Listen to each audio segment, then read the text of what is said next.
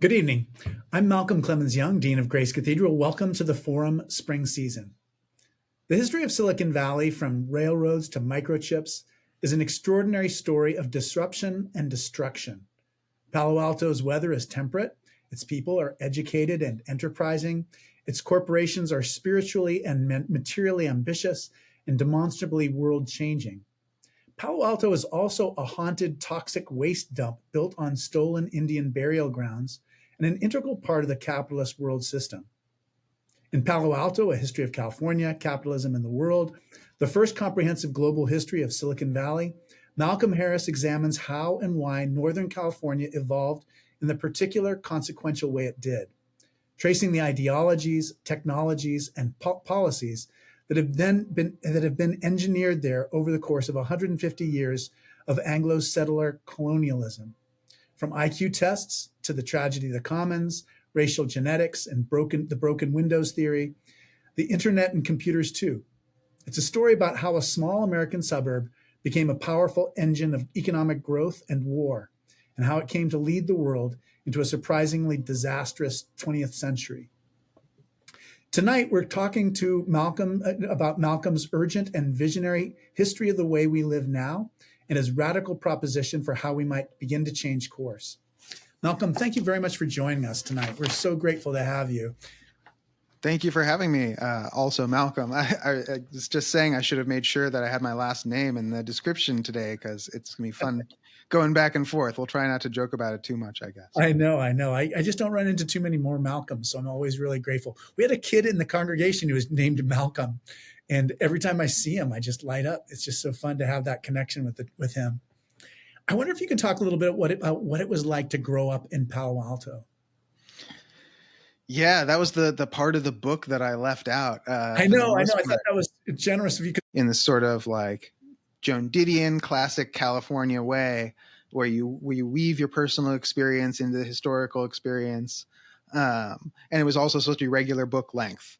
And so both of those came apart sort of at the same time. I discovered that I wasn't very good at writing about my own history.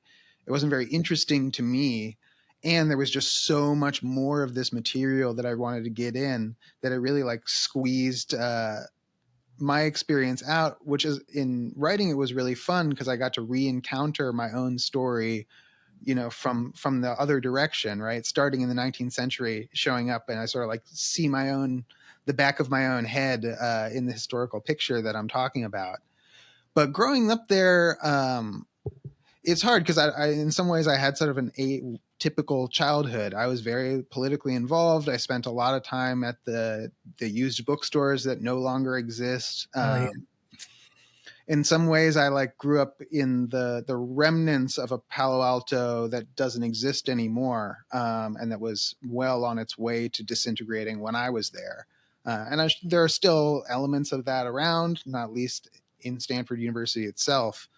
But when I go back when I have occasion to, which is rarer and rarer, it's hard to even see the place where I grew up, whether it's, the Lytton Plaza downtown where the punks would lean against the wall and smoke cigarettes, and we started our anti-war rally, to the bookstores where I'd hang out all the time, or even just like the groups of teenagers downtown loitering around. Like, it's a very different place.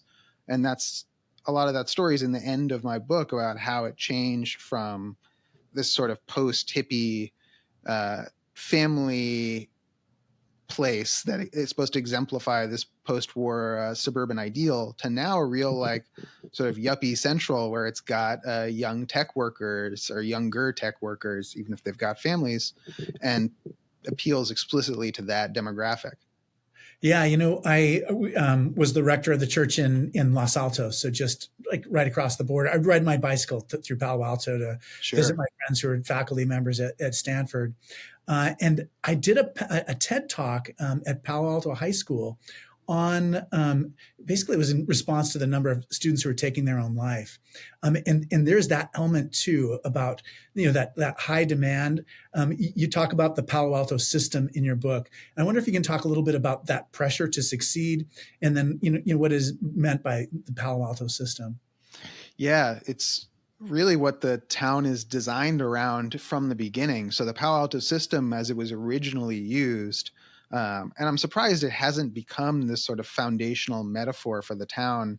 And in the histories of the tech industry and the Bay Area, you don't read about the Palo Alto system, but it's this really perfect metaphor. And it's originally described by this horse trainer named Charles Marvin, who was the director of the Palo Alto Stock Farm, which was this horse breeding and training facility before Stanford University, that took up the space of Palo Alto that was Leland Stanford's project. And they decided that they were going to breed the youngest, fastest horses that had ever existed in the world. And the way that they were going to do that is that they would race the youngest horses as fast as they could, as young as they could, which traditionally horse breeders didn't do because it's really risky to the horses themselves. And if you injure a young horse, you have to kill it. And they couldn't afford the expenses of that going through that much horse material. But Stanford, as a capitalist, was operating on a larger scale, and they were, with his backing, Charles Marvin's able to develop this model, which is really a financial model as much as it's a horse breeding model or horse raising model. And they create this kindergarten track, what they call a kindergarten track, which there is no kindergarten for children west of the Rocky Mountains at this point in history. But they build the first kindergarten for horses, and it's for these young horses to run around this track and be able to control them. And this model succeeds, and they're able to build really the youngest, fastest horses in the world by putting this life or death pressure on these 1-year-old horses, right? These foals or colts. I'm not actually a horse guy. You got to learn to fake it a little bit for the book. And now, if you said, you walk up to a tech guy and say, what's the Palo Alto system? They won't know this history, but they could probably tell you something about it, right? About how capital and scale and youth and potential work together to produce the best, fastest people, as well as machines and companies, and most profitable companies. And like venture capital as an industry is totally based on those, right? It's based on a really uneven distribution between winners and losers. And it's all about finding the one winner as young and small as you possibly can and piling capital into that. And I think this manifests as well in the way that you're raising young people. And what's interesting since the time that I went there is that at the time, Palo Alto had an exceptionally high suicide rate for young people. And I believe it's probably still high, but the rest of the country has caught up. And I think that has to do with really the Palo Altoization of the United States as a whole, that this wasn't just an aberration, but really leading the way in terms of how the country is raising young people. Yeah, I wonder if you can talk a little bit about the personal cost among your classmates, and because you've seen all of them grow up, and how is it continuing to affect them in their lives now? Yeah, I've talked to a lot of classmates about people reading this book and learning this history and seeing themselves as part of that history, and I think that it helps to see yourself beyond just your own experience and to think about it historically and what are the determinants of your life experience. I don't want to speak for anyone else's, psychological experience. I think a lot of people are doing just fine, and some people have benefit from those pressures because that's how it's developed. That's how it builds. At the same time, I know that a lot of my classmates have a lot of experience with their friends and classmates and first girlfriends and first boyfriends, first, teammates from their sports teams, people who should be here and aren't, or should have been there when they were growing up and aren't. Yeah, definitely. I think it's hard for people to even stop. Do you know what I mean? Even for the winners in the Palo Alto system, it's hard to not be totally consumed by that achievement orientation. It's true. Well, and some people thrive from it. Some people profit from it. It's not like it's pointless. There are benefits to it, and you can see a lot of those benefits in Palo Alto and in the surrounding area, right? That even since I was growing up in the 90s and early 2000s, the area has gotten so much wealthier, so much more powerful. And so we have to think of these as part of the costs of that gain, because it really is, they've gained a lot. Even just looking at like housing price appreciation, right? Like people gain a lot, and they just have to, but they have to understand that that's part of the costs. And I think they do. And I think that's why you sort of run into a wall, and they've kept running into a wall over and over again in terms of how do we address this problem. And the issue is that it's not a problem. It's part of their solution, right? And so it's like, to undo it doesn't mean you just address this specific problem. Doesn't mean you build a higher fence, or you stop publishing news stories about it, or, there are a number of strategies we've heard about how to stop this from happening. But no one's going to say, well, we should really, has to do with the spiritual rot that comes from the disconnection of the Palo Alto school district from the Ravenswood school district. And we need to reassess how we raise children in this community. That, like, no one's putting that on the table as like, how do we create a better environment for our children to grow up in. They're thinking about it in terms of social science and how do you manipulate this situation at the lowest possible cost to your system as it exists, rather than thinking about, the world they're building for their kids.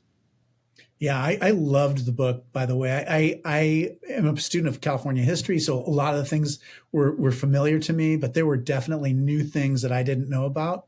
And I also like the way it comes right into the current day. That we're talking about, figures that are in my generation, and what effect they've had on kind of the global capitalism. Could you give us a kind of a summary of the book?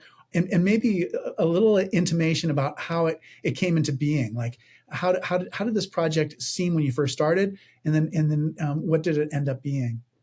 Yeah, well, it changed a lot, as I said, from what I started with, partly because I learned a lot myself about the place, and I before I written this book, there hadn't been someone who had gone from the beginning in the mid 19th century through to today, straight through without skipping.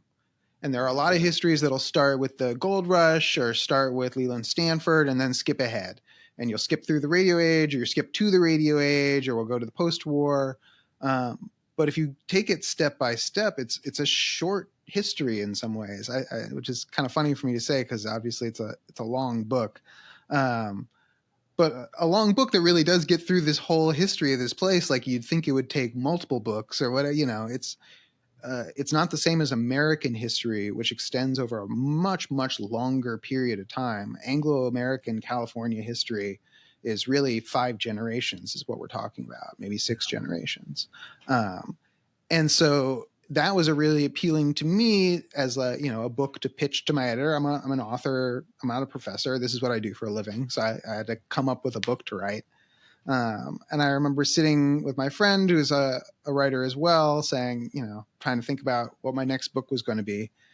And what I told her was, I really don't want to write, that book about where I come from and Palo Alto and its history and growing up there and the suicides and weaving that history in myself, my personal narrative back through that. And I went on and on about this book that I really, really didn't want to write. And what she said was, well, it sounds like that's the book you have to write. That, history is what hurts, as we say. And there is a reason that I didn't want to examine all that and spend a lot of my time really working through Palo Alto. But approaching it historically in the way that I did, I think it ended up being a relief in some ways to really like understand this place and understand myself in the context of this place. So it's a little tough to summarize, except to say that it goes through this entire period. When I wrote it, I had a 6-foot sheet of paper in my bedroom that I had in 5 sections, or my office at that point. And the book is split into 5 sections that are chronological. One that goes from around 1850 and the founding of Anglo-American California and the gold rush to 1900. I go through 1900 to 1945, I think. 45 to 75, 75 to 2000, 2000 to 2020. And so the time period shrinks a little bit as we get closer to today. And so you're getting more and more about the years that are more current as we get closer to it. But it really does go step by step through the whole history, looking at these sort of main characters from Palo Alto and how they played roles in this real world system, that it's not just American history or California history even, but I tried to write it as world history because California is this real hinge point for the world system that gets developed at this time. Yeah, I love the quote from Karl Marx about, get me more information about California because capitalism is so accelerated there. I mean, it was just such a prophetic comment. Well, and that's the epigraph, and I did it a little jokingly because he requests a big beefy book on California. Tell me about economic conditions in California, and he doesn't get it because there isn't one, because Yeah. he's too far ahead of himself, or too far ahead of history rather. So if I could send him the book back, I would. I know. Yeah, I think he'd appreciate it.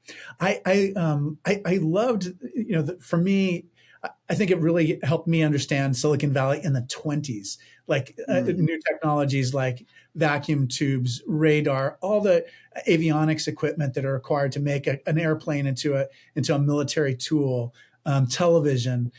So I really became to a much stronger impression about just how far back the roots of Silicon Valley go. I wonder for you, what surprised you as you were doing this research and as these stories were beginning to unfold for you? Well, that was definitely one of them. I mean, I had to become proficient enough in the technical elements to be able to describe what was going on and to really understand what was going on about semiconductor development and how do you make a computer out of light bulbs? Like, why, you look at those old computers and they're made of light bulbs, and like, how does that work? How do the light bulbs make a computer? Yeah. And so I had to actually like learn how that worked. And it was surprising to learn that like, oh, okay, like the audion is a triode, and like a microchip is, a semiconductor is also a triode.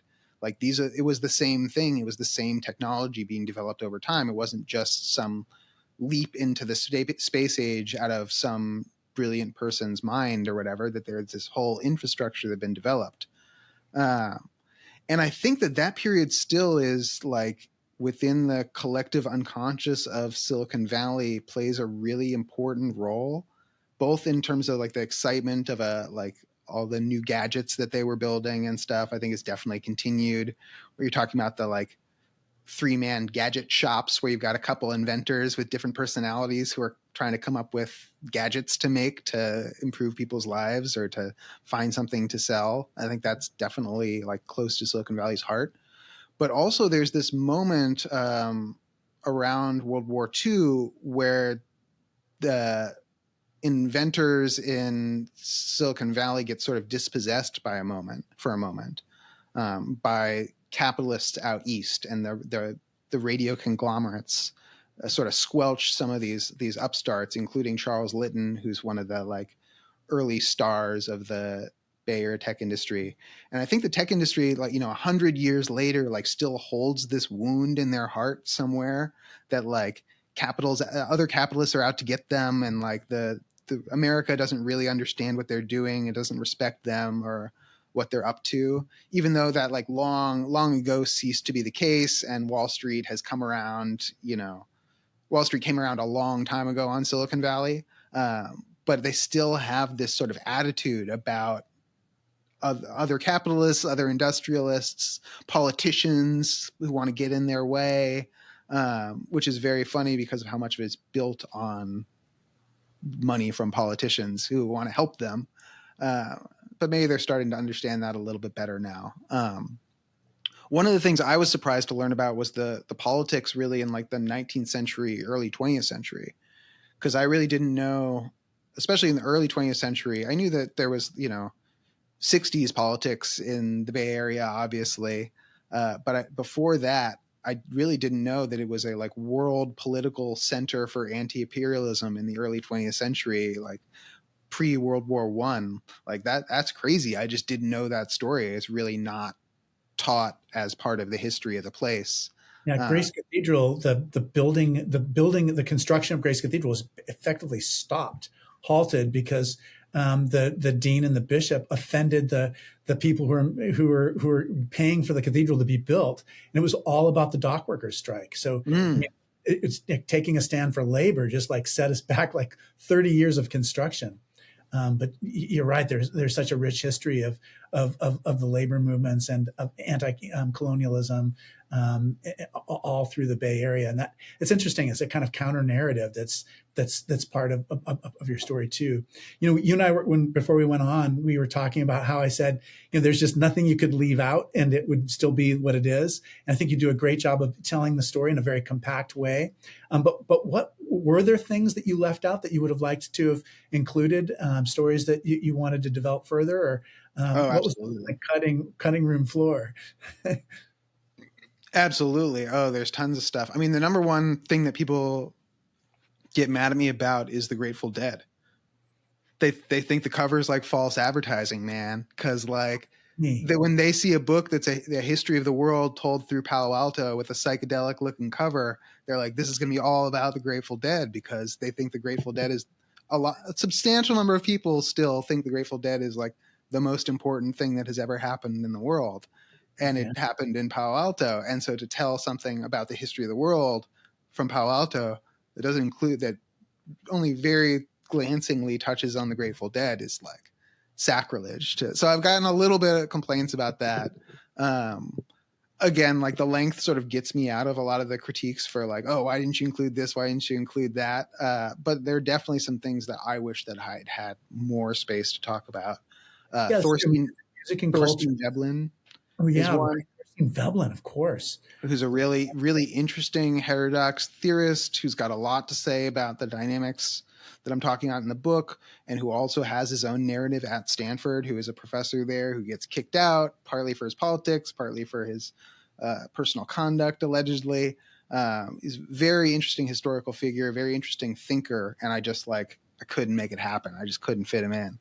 And there are a few people like that, but there are also, I think, ones that, yeah, and some of the bigger characters who get a lot of attention. So I don't talk about the United Farm Workers in here and Right. Cesar Chavez. I talk about other parts of the labor movement. I talk about other like parts of the Chicano labor movement. Uh, but that's just part of California history that I don't really tackle. Partly because it's not as tightly intertwined with Palo Alto, but partly because it's been written about a lot. And I didn't feel like compelled to spend the pages on that. Um, but yeah, I mean, nothing obviously can be comprehensive at any length about this kind of stretch of history. But so far, people have mostly given me a pass because this is about as long as they'll let you publish. Yeah, yeah, yeah. Without having a second volume, you write a lot about bionomics and eugenics in the book. And I think that's so interesting too. Just like the SRI, the intelligence tests, Terman. I wonder if you can talk about the ways in which the vestiges of that really dominant way of looking at the world, the vestiges that we still see with us from that Stanford view. Yeah, well, and I don't think it's even just like to think about it as vestigial, is think about it like as a one way, falling apart of these ideologies, which would be great, but it's really not the case. They're totally cyclical, and it seems like it's really on an upswing in the Bay Area these days, especially among powerful tech folks.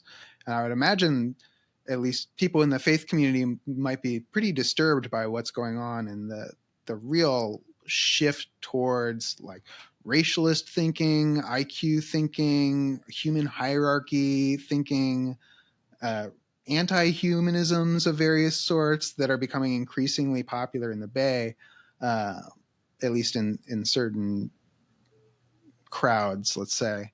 Uh, but yeah, has like a really strong, not just one strong history. Like we can go back to the founding of the university and David Starr Jordan, who's a internationally renowned eugenicist. He invents this idea of bionomics with some other professors that he recruits from the University of Indiana, where he had been an administrator and where he sources a lot of his professors, including Terman. who invents the IQ test or establishes the IQ test in the United States and starts the sort of science of intelligence. To Shockley, who's a subject of these tests and does a lot to publicize them from a racialist and really neo-Nazi direction out of his literal funded chair at Stanford University, which becomes a real center of racialist thinking in the 90s, right? And that's the environment that Peter Thiel sort of comes out of as well. And folks like that who are now on top and are promoting those kind of ideologies. So you can see the baton being passed like over and over throughout history. And I don't think people think about Stanford or the Bay Area as like a center of American racism. They might think about that as even like a different historical period that like is not the West. But I think if you read this book, one of the things that's very clear is that this is not like something we were tricked into by the South or whatever, that this is really core to not just the identity of the place, but the structure of the place, to like how it's developed over time. Yeah, it's so true. We had a forum guest on this last spring, and she was just talking about just racial covenants in the Berkeley Hills, like how Berkeley is divided up in a totally racialized way, and it's still with us. We still see it in housing prices and settlement patterns, et cetera. Yeah, I mean, if you look at Rothstein's book, The Color of Law, which is a bestseller about housing segregation, his example isn't Birmingham, Alabama. It's Palo Alto, California. Exactly. Like that's where he's talking about, like that really pioneered. And I use that verb intentionally, right? They really pioneered these techniques of racial division from the foundation of the state, from the pre-foundations of the state. It was really core to the practice of Californianism. Yes. The book is about capitalism. It's about the way global flows of capital completely shape our world, and especially about California and how it's developed those techniques of financing. I wonder if you can talk a little bit about what socialism is, and in what ways it informs your thought and how you became exposed to it, and why Americans seems to be such a triggering issue for so many Americans. Yeah, well, I mean, this history includes a lot of the history about why that collision has happened, because it's coextensive, right? The history of capitalism is also the history of anti-capitalism. And so if you're talking about from the mid-19th century to now, is this historical period of global capitalism, which means it's also a historical period of class struggle and the attempts to produce a post-capitalist state or state of being. So I started reading, left-wing Marxist thinkers when I was a teenager, picking up the books at the used bookstore that the last generation had sort of left there for me. And I didn't know until I was really working through this history that they had, fought these fights in the 60s, early 70s, really developed a whole lot of thought about what it would mean to struggle against capitalism and build a different kind of society based on the idea of global brotherhood, of the equality of all people, from the perspective of California, Americans in California. And that they were able to produce a lot of important thinking and activity that made California a center for like world left-wing thinking at the time, right? Like why were socialists and communists all over the world looking to California for left-wing thinking? Why were they looking at the Panthers and Angela Davis and Harry Edwards, farm workers and Harry Edwards and H. Bruce Franklin, who we just lost a few days ago? National, international, global leaders in the class struggle in California, like that's pretty strange, but it has to do with it being a location where capital is so advanced, right? And so you see anti-capitalist struggles really in this belly of the beast, as the Panthers called it.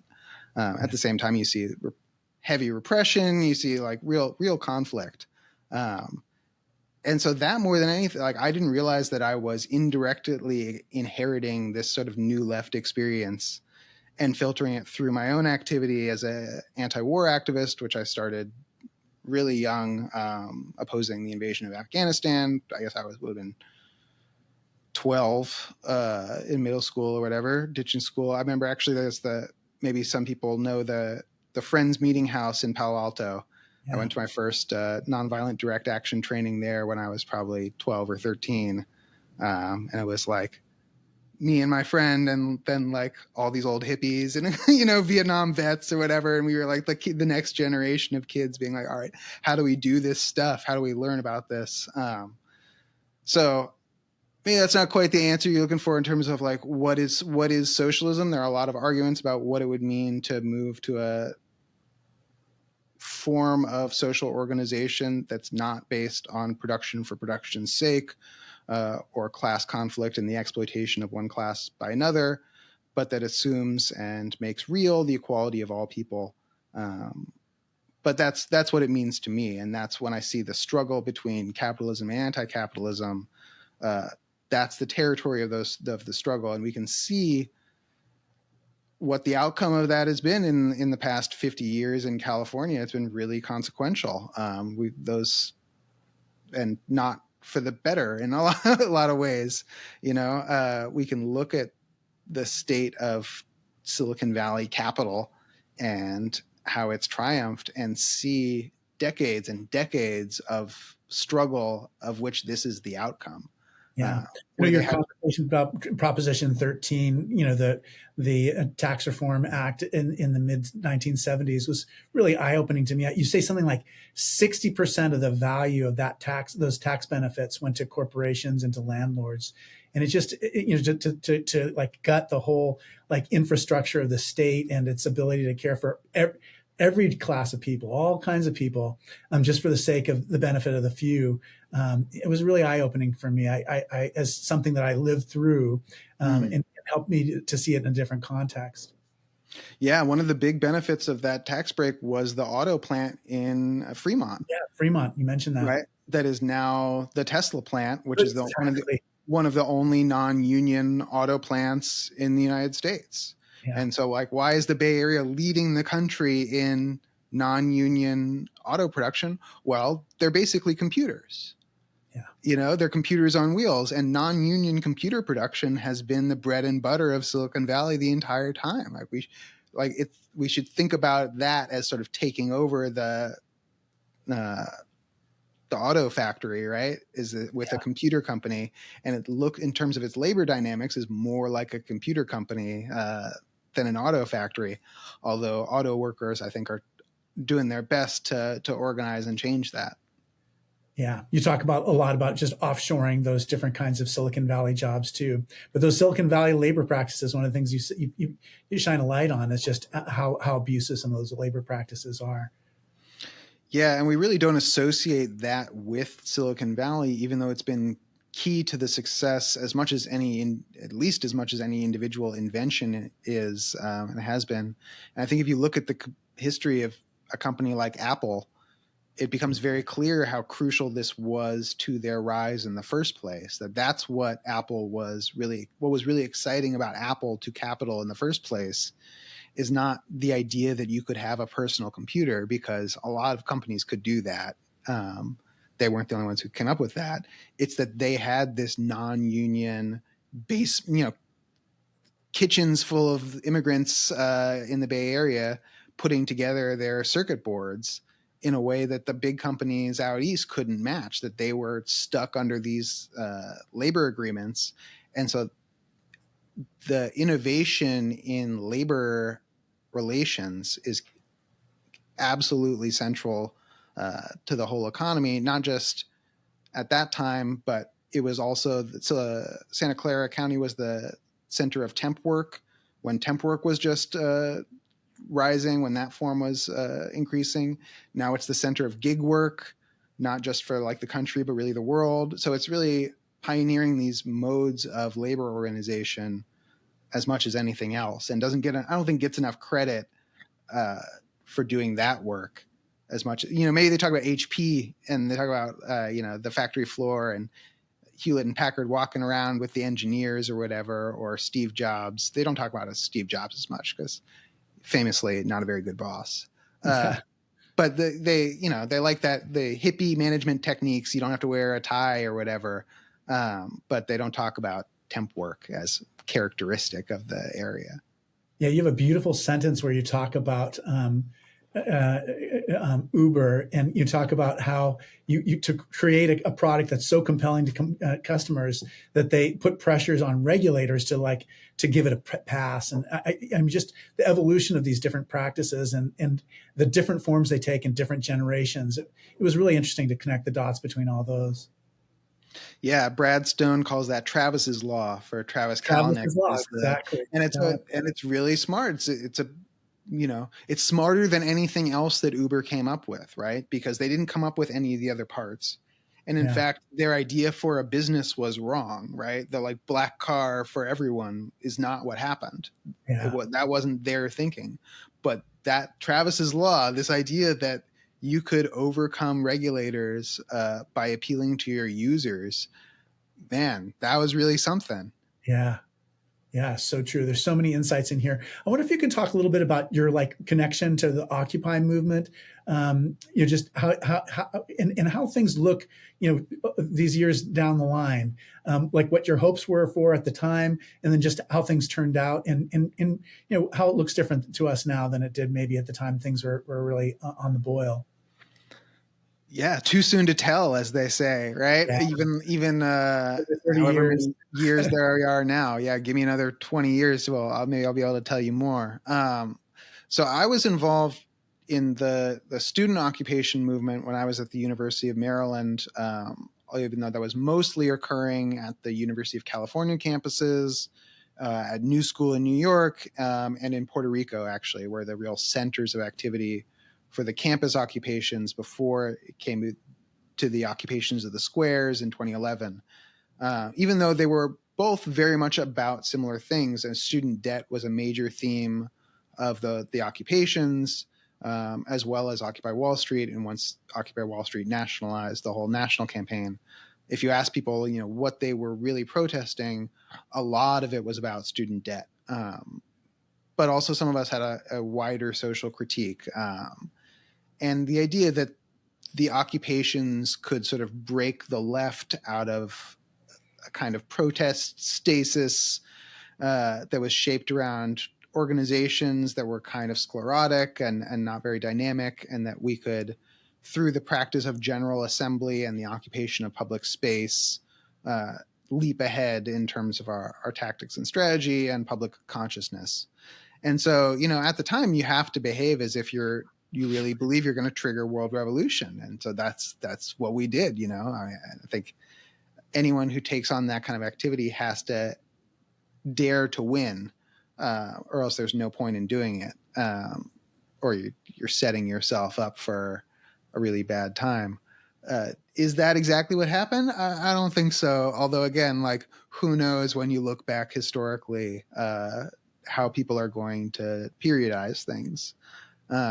I think the occupations that we've seen nationwide around Palestine, in solidarity with Palestine, are not disconnected from that movement historically, even though some of those people are now professors instead of students, as I'm sure they're embarrassed about.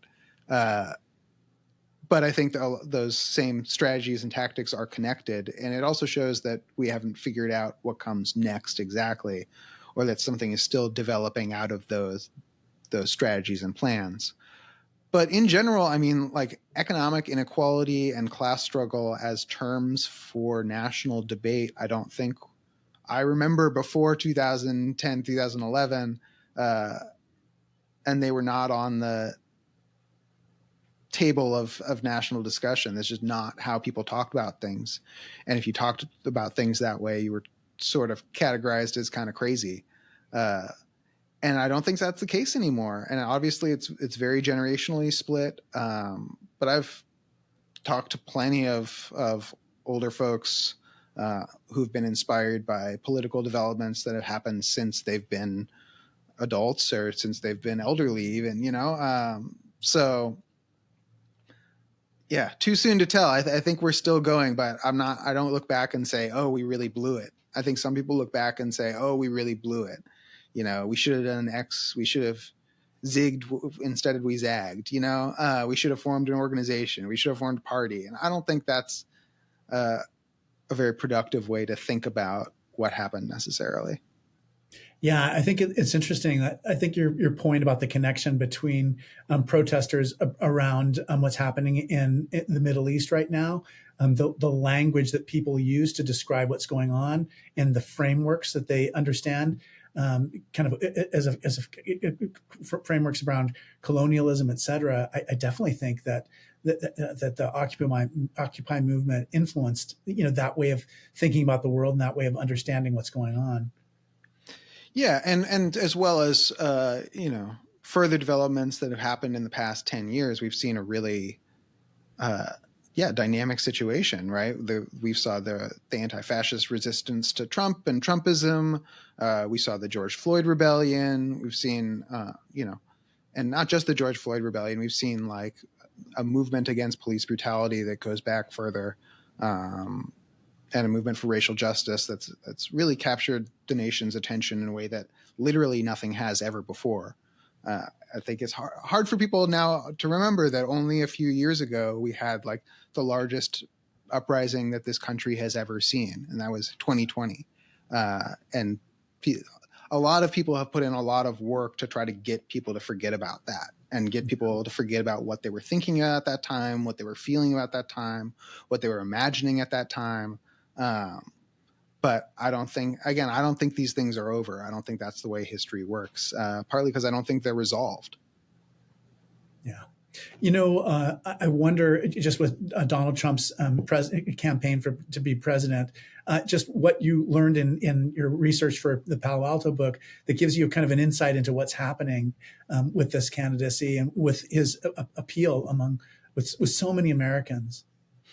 Yeah, well, and I feel like the Bay Area can no longer pretend that there aren't plenty of elements within the Bay that are Trumpist, right? That it's not just a problem with the South or a problem with the Midwest or a rural problem or whatever. That there are very, very powerful elements within Silicon Valley, within the Bay Area, that are not just like supporting or not just Trump voters, but Trump strategists. Larry Ellison is one of the most powerful people in the world, is the founder of Oracle. And he's as far out there as any of them, doing election denial and Trump support. And like, that's not unique to the history of Silicon Valley, that there have been far right elements within Silicon Valley this whole time, anti-democratic, colonial, that have a plan and a plan for the kind of world that they want to see. And some of these folks are really, really public about their plan for the kind of world that they want to see. And it's not just Peter Thiel gets a lot of press, but it's absolutely not just Peter Thiel. It's absolutely not just Elon Musk. They might be the figureheads, but there is a whole culture. And again, they didn't just invent it. Even if they might think that they did, like they might think that they just came up with these ideas, they absolutely did not. Like it goes back to Herbert Hoover, no problem, like very directly back to Herbert Hoover. As anyone who reads this book will be able to tell you, because I had to include just dozens of pages. About There's so much Herbert Hoover in there. That was not the plan. It was not the plan. But it was good. It was like it was helpful for me to. I learned so much about that period of time and about him as a person. One of the things I think about it's just changing so much is just communications technology. I mean, even the way that we're interacting right now. But I wonder if you can talk especially about Twitter and just Elon Musk's intervention in Twitter and just kind of what that means and how you see things going forward with our ability to communicate and organize online.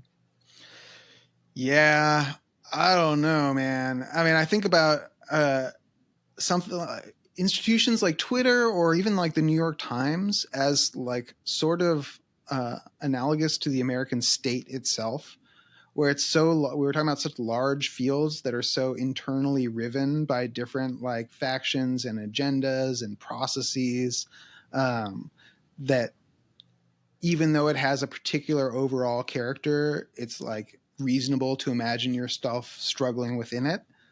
At least that's how I justify it to myself, continuing to spend way too much time on this platform. At least he's not making any money off of it, right?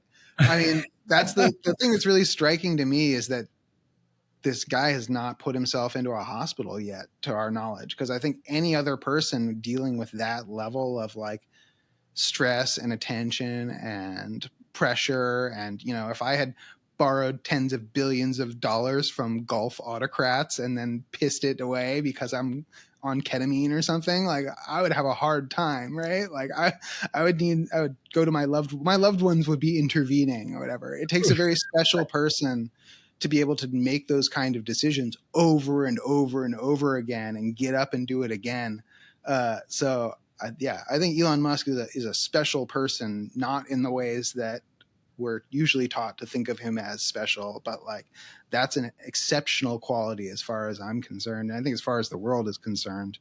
Yeah, to be able to be so passionate about things, and then you're right, to have everything operate at such a high level of stress and tension. I mean, some of it I wonder about just luck. It's something that you mentioned in your book too. Is just it plays a role in things. It's not everything's going to work out in the most efficient way or the most economically advantageous ways. There's just elements of luck that are built into things too. Absolutely, but at the same time, like these personnel questions, the question of these individuals are mostly questions of personnel within systems. And so if Elon Musk wasn't Elon Musk, someone else would be Elon Musk, right? Exactly. It's like, it's not like history isn't being driven out of this guy's mind, right? Like that's, even if again, like he has to think that it is in order for him to do his job. That doesn't mean that that's actually the case. And we need to start, and I wish maybe some of the more of the reporting and analysis and our public understanding focused on the systems that are underlying these self-promoters, because they're really good at promoting themselves, but the people who don't want to be promoted are pretty good at hiding themselves, and we don't pay a lot of attention to how these systems actually work and who's writing the checks he's cashing. Yeah, exactly. Here in San Francisco these days, people are talking a lot about artificial intelligence. I wonder if you can talk a little bit about how you see that unfolding in the next few years. Yeah, I don't believe in it. I mean, I don't even believe in intelligence, right? If anything, like, I mean, right. Like, literally, human like, intelligence. Well, as unitary, the idea of unitary intelligence as a thing existing is very, very, very controversial. In fact, I think like controversial is maybe giving it too much credit. Like it's marginal. Like people who study these things don't believe in it. And if you study the history of how IQ was developed and the development of the idea of unitary intelligence itself, it's pseudoscience. It's ridiculous. Like they knew what they were looking for, and then they told a story about how it exists. But when you start asking about like, okay, but like, what is the thing that you're measuring? What is intelligence, and what is it? What does it mean? What are you talking about? It falls apart very, very quickly, and it's like all marketing language, and people keep waiting for the revelation of like the thing, but it doesn't exist. And in fact, like it's a philosophical argument. It's not even like like, oh, they haven't connected enough, electrodes yet in order to do it. Like that's not the issue. And so I see it as another story like crypto and NFTs, like the metaverse, of an industry looking for a solution for a world economy's problem, which is where do you put the capital right now? What do you invest in that meets your requirements? And it's been really hard to figure out what it is. And they've figured out that if we tell this story, then everyone will just build chips. Everyone has to have them. We'll start this chip race, and everyone is going to convince that this is real value, and we can just puff up these companies. And that's where the value, we found something physical that we can create, that we can just like push all this value into, even if its basis is actually a fairy tale. I mean, like when I logged on to this, tool we're using, I got to like, oh, try our new AI whatever. And what's that going to do? It's going to record our conversation and be like, hey, it sounds like you're talking about California. And it's like, yeah, I know we're talking. Like, what are you offering me? Like, what does any of this do? And people are very unclear. And it is sort of like crypto, and when like Coca-Cola is going to do crypto, and what does that mean? What are you talking about? And it turned out to be nothing. It turned out to be real, just advertising. And I don't think this is quite as much nothing as NFTs maybe, or crypto. Ultimately, I think it's an attack on labor. It's trying to figure out ways to make it easier to get people paid less to do important work or whatever. You're going to, after telling everyone learn to code, they're going to figure out how they don't need coders anymore or whatever. But ultimately, as like a solution for the world economy, as like a tool that everyone needs to install on every app, every company needs to have their own AI strategy. It's ridiculous to me, and really wasteful, and like, yeah, anti-human in a lot of ways, and like philosophically outrageous. And so I'm outraged by the whole thing. And that's before I even get into it as like a writer myself, whose like books are probably in some model somewhere, even though they didn't ask me if they could. And yeah, it's a mess. But I don't think it's like going to last forever. They're going to have to come up with another thing. Right. Yeah, I mean, it's interesting. The models are just terrible at doing religion and philosophy and the humanities. I mean, they're absolutely horrible. But it makes sense. I mean, if you think of a probabilistic approach to like writing a sentence, where if you say your sentence is on the philosophy of Immanuel Kant, and your first word is Kant, I mean, and then figuring out what other sentences that are like this in the human history, and then predicting what word should come next. I mean, it's just like, as a model, it doesn't make sense in terms of generating something that's really truly new or that's accurate. It'll be interesting to see what the next generations look like, for sure.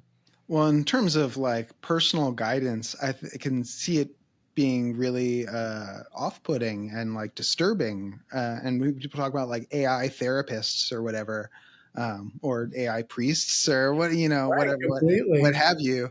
Yeah, it seems pretty obvious to me that would be like really uncanny and disconcerting and make you uncomfortable. And like, I would never want to do that. Yeah. And so I'm not sure what the philosophical basis for this is so anti-human, and is so the idea of like, how do we get rid of this problem called other people? That's such a bummer. Like, what a bummer. Like so easy to root against them in some ways. And I think that's a problem that the industry is running into, is that it's really easy to root against them when they're doing this stuff. And they don't quite understand that, it seelike. Yeah. I wonder if there's like a kind of a spiritual, religious element in Palo Alto that isn't like explicit, but is something that's kind of behind the scenes. I mean, I definitely have such a sense of your respect for human dignity, but I wonder if there's more to it than that. No, at least not in personal faith. I mean, I think there are elements of the Jewish tradition that are interesting to me, but that mostly have to do with people rather than God. Yeah.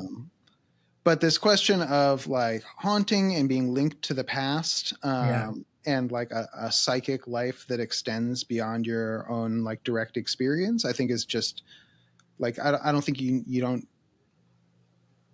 need to believe in anything necessarily beyond what you see to understand that that's real, right? Yeah, I thought that at the very beginning you talk about places being haunted, and I definitely resonated with that idea of just, like I said, I walk up and down that street that all the protesters were walking up, when they were coming to assault Leland Stanford at his mansion. I mean, it's not like I feel their presence in a spiritual way, but I'm very conscious of them as being our predecessors, as past San Franciscans, and I'm the current San Franciscan, and in the future there'll be other people who care about the dignity of human beings and who are going to be acting on that belief. Yeah, and I don't think. I mean, I know there are people who do feel their presence spiritually, and I don't think that's wrong or and in some ways it's validating of that way of approaching the world, right? Because if you can do that, if your approach to the world helps you to understand that the history is real and present, then I think that's a sign in favor of it, right? And that approaches to the world that believe that history isn't real and that that are solipsistic or that believe that everything is flowing out of your own ideas or whatever, Yeah. I think have a hard time with that. And in terms of how I'm understanding the world, I feel closer to the people who are like, I see ghosts or I feel the presence of spirits that aren't here anymore.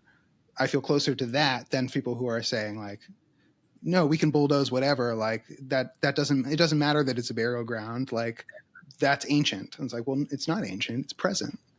Yeah. I've met their relatives. Like, I don't know what you're talking about. I don't know if you feel comfortable about talking about it, but you have like a proposal at the end of your book. I don't know if you're like keeping that secret for so people will read it, but No. if you're not, then I would love to hear you talk a little bit more about that proposal. Yeah, absolutely. I mean, and it's a provocation that I end the book with. But also I think I'm able to make a pretty reasonable, coherent case for what I'm saying, which is that the land should be returned back to the Muwekma Ohlone tribe, which again is not a like racial category of people or whatever, but a politically organized band of people who continue their existence on the land of their ancestors, to direct what to do with the land. And there's a global movement of returning land to indigenous people, not just as a form of reparation, but also as a form of response to our actual situations that indigenous people have throughout the world. Many different indigenous groups have strategies for preserving the land and preserving the ecology in a way that settler colonial societies don't. And right now you can look up during fire season in the Bay Area and look at the sky where in one of the most beautiful places in the world, and you can't go outside. You're checking your phone to see what the air quality index is, to see if you can go outside in, whatever, in the summer in the Bay Area. Like, what a disaster. This can't continue. We got to figure out something else to do with this. And again, this is a group of people who have an ancestral claim to this territory, specifically to the Stanford lands, which are held by the same nonprofit that was established by the guy who stole it from them, who was, as Stanford students can tell you now, not just a participant in the genocide of the native people of California, but the governor during this period, who is like, again, putting his name on the checks, putting his name on the bills that are driving people from their land. And again, this is not an ancient process. This happens 5 generations ago. This is 175 years ago. Modern history, definitionally modern history. And whenever anyone says anything about ancient Indian burial grounds in Palo Alto, it drives me nuts, and I give them shit because these are modern Indian burial grounds. And the fact that you can't understand those terms together suggests that you need to better understand the place that you live in. And so I think Stanford should return the land to the Muwekma. There are precedents. I don't think that's immediately going to happen. I don't think tomorrow the president and the board are going to check out my book and say, that's a good argument. We should do that. Malcolm was right. And what I say is that even if they tried to do that, they would be displaced by other people who didn't want to do that. That if the president tried to do that, they'd be fired. If a board member tried to do it, they'd be replaced. That these are impersonal structures. But at the same time, the Stanford grad students are using now. There's been an encampment at Stanford, I believe, for Palestine.